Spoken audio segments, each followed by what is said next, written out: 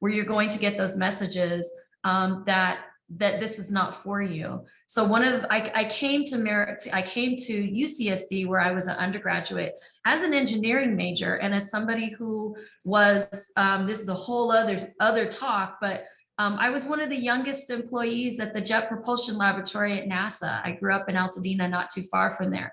So when you think about someone likely to succeed, I was working at NASA next to scientists who were doing the job that I sought to do when I went to college.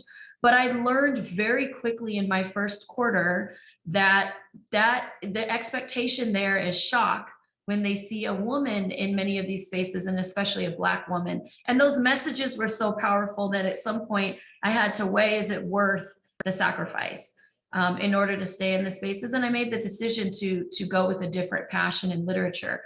But role models, right, are really critical. When you don't see people that look like you in those spaces, it sends the message that maybe this is not for me. We know that there is math anxiety, and there's still a lot of messages that women receive about math being a very male-oriented subject. And then there's a confidence gap. So there's a lot of reasons that we know that there are still disparities in the workforce with STEM. And I know, especially at Mar-Leucadia, we use that to underscore the importance of the work at the college to try to address some of those disparities. I want to also mention that COVID has had a significant impact on our students, and that when folks are looking at projections on what the impact that COVID will be long-term, it is projected to increase equity gaps. So it is projected to increase the impact on students of color who are coming to college and persisting to get an educational goal. It is expected to increase gaps for women in college and in certain fields. We're already seeing it right now with students who are having to drop units, who are having to drop out. We've seen an increase in basic needs in food insecurity, housing insecurity, in transportation. And we know that especially our students of color and female students are impacted. We know that women especially have been impacted. And this isn't to say that the impact hasn't happened across the board for men or those who are non-binary as well. But women have been especially impacted when we just look at our data in terms of childcare. So we had female students more likely to drop out because of needing to homeschool. So we talked about homeschooling. My son was home for a whole year, and that was a challenge with balancing work and also balancing his education. I was blessed in that my husband was the one who volunteered to say, this is going to be a hit in my career. And he was the one who was doing most of the homeschooling with my son. But we know that for a lot of our students, there was a lot disproportionately of women who needed to choose between education and childcare. We had students who had collapsing generations. So people were losing jobs, there were health concerns.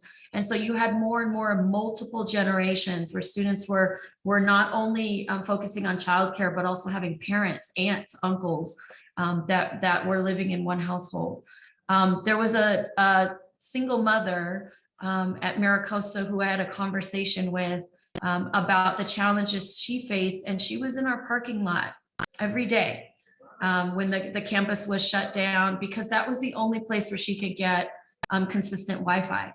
So her children were in the backseat on their tablets with their headphones in school, elementary age kids, and she was in the front seat trying to take classes. So that image really stays with me and is powerful when we think about the impact that COVID is having, and then also just the sheer challenges that we're faced in really looking at equity. So equity is a critical issue now more than ever. And it's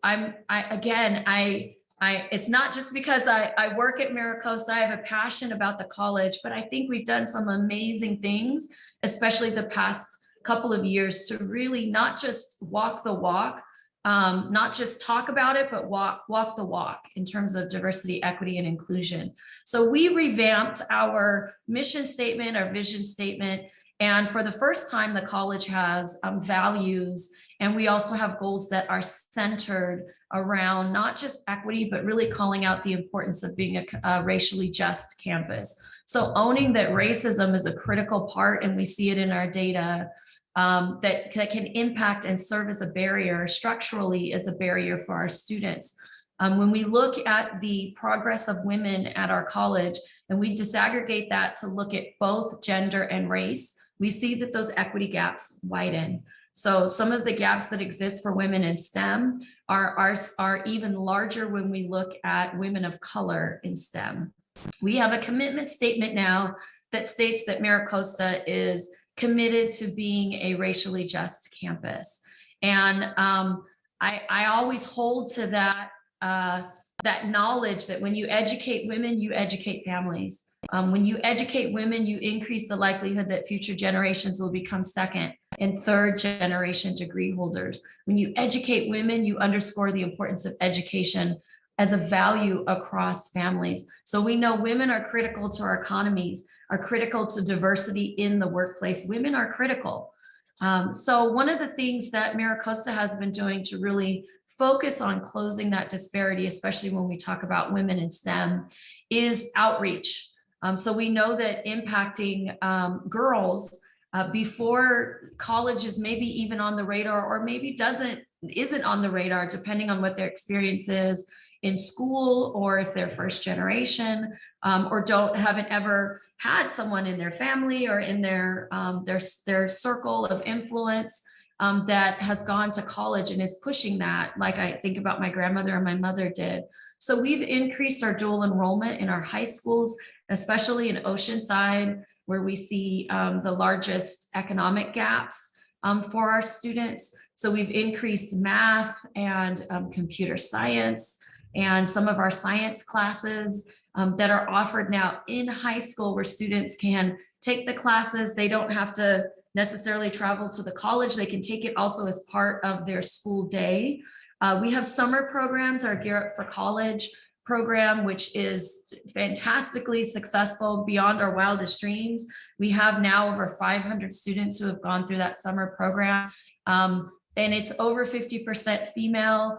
Of those students who go through the program, 75%, and these are first generation students, are likely to attend college, MiraCosta, Palomar, or go on to a 4-year mini CSU San Marcos.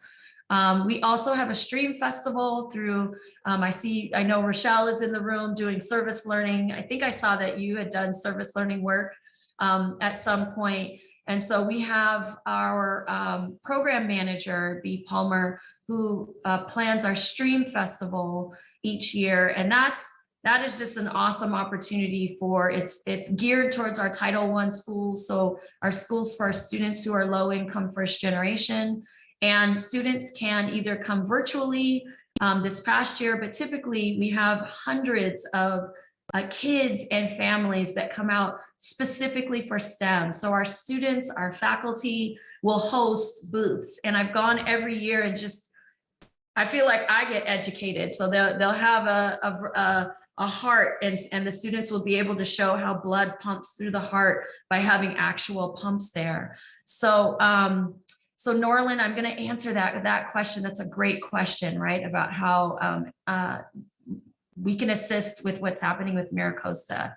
I just want to highlight a few other things, and then we can talk about strategies. And I know in terms of time, 25 minutes. So I want to do a check too to make sure I'm good on time. I think I have about 5 more minutes. Okay. So we also have committed to really looking at anti-racist strategies. So we've had campus-wide book readings on Dr. Kendi's How to Be an Anti-Racist, and also Aluo's So You Want to Talk About Race, and had campus-wide, we bought books for everybody and engaged in dialogue. We have ally trainings, and I know it was mentioned in the bio, I started a Black community ally training at MiraCosta. We also have undocu ally trainings for folks to understand the experience of our undocumented students, and also military ally trainings. And then we're also doing a lot to look at what's happening in our classroom through our cultural curriculum collective.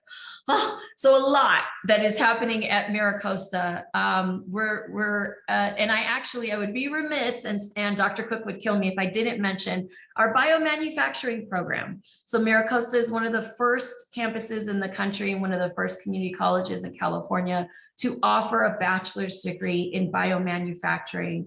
17% of all biotech, biomedical, and clean technology companies are located in North County. I don't know if folks know that 17% across the country are in our backyard. So our biomanufacturing students, we have a 100% placement rate because there are jobs waiting for them. We started the program with around 30% women. We have 70% of our cohort are women this year. So this is extremely exciting, and it's increased the number of women who are also participating in our biotechnology program. And then we also have specific efforts around guided pathways to close the gap for momentum points and really emphasize career, that students need to do career exploration early on in their time at MiraCosta. One more statistic, and then I'm going to answer the questions in the chat. Something to keep in mind when we're talking about gaps, not just for women in STEM. By 2030, California will fall about 1.1 million graduates short, college graduates short to meet the economic demand. 1.1 million college graduates short. So despite the fact we have more women in college, despite the fact that we're doing all that we do across North County, and we have more colleges and universities in the United States when you look at other countries. In California specifically, we will fall short in terms of meeting the job demand that will have a direct impact on our economy. So now more than ever, right, is that time that we need to start to work with girls, start to work with women to close the gaps in STEM, but also look at getting more degree holders and graduate more college graduates. Okay, I could go on and on. But I want to definitely address, what are some things that can be done to help students at MiraCosta who are being impacted by COVID, and also in terms of, continuing the work that AAUW does with, you've offered scholarships to our biomanufacturing students. So some of those successes that I talked about are a result of your organization. And I know that there are currently scholarships that are available. We have, through our foundation, some grants that are specifically directed towards providing students who face financial hardships, grants that don't have to be paid back. So it's monies that students can utilize for rental assistance, monies they can use towards textbooks. We actually enacted a program to relieve debt. So any students who couldn't pay for fees were using funds that we're receiving from the state and federal government to pay for fees. But contributing to those grants and just continuing the work that you're doing and offering scholarships. If anybody is interested in speaking for any of our programs, visually seeing women who are doing amazing things, who can talk about the careers experiences that they've had across fields, is really powerful for our students.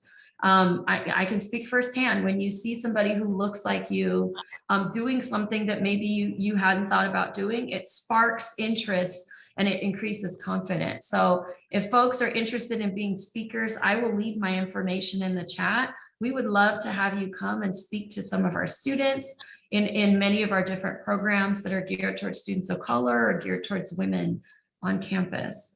And I'll pause there. I know I've shared a lot, but in case there are other questions that folks have that I can answer. I can't see everybody in the room, so I might need a little bit of help. I see Nancy's hand is up. Dr. Stewart, this is Barbara Bladen. Can you hear me? Yes. Hi, Barbara. I'm the chair of the College Scholarship Committee. And in this last semester for fall, we had exactly one applicant, and it happened to be from MiraCosta. She is looking for a BA in computer science. In any event, 3 of the scholarships we gave last semester went to your college, and they were all in biomanufacturing. Our stumbling block seems